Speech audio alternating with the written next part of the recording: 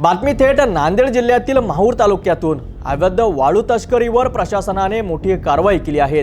एका टिप्परला पकडण्यात यश आलं असलं तरी दुसरा टिप्पर पळून नेण्यास आल्याची धक्कादायक घटना समोर आली आहे। पाहुयात सिटी न्यूजचे प्रतिनिधी गोपाल चव्हाण यांचा कारवाईचा सविस्तर वृत्तांत।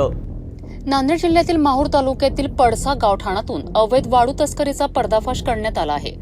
तहसीलदार मुगाजी काकडे हे बुधवारी सकाळी गस्तीवर असताना त्यांना बाबाराव चौधरी यांच्या मालकीच्या जागेत अवैध वाळू साठ्यातून वाळू भरताना 2 टिप्पर दिसलेत।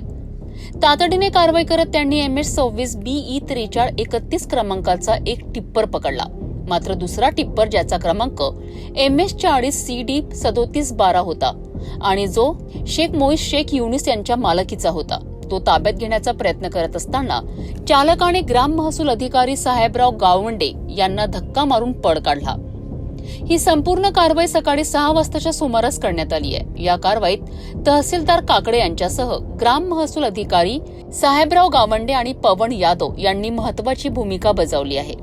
अवैध वाळू तस्करीवर प्रशासनाची ही मोठी कारवाई निश्चितच कौतुकास्पद आहे। एका टिप्परला पकडण्यात यश आलं असलं तरी दुसरं टिप्पर पळून नेण्याचे प्रशासनासमोर एक नवीन आव्हान उभं राहिलं आहे। या फरार झालेल्या टिप्परवर कधी आणि कशी कारवाई होते हे पाहणं महत्त्वाचं ठरेल।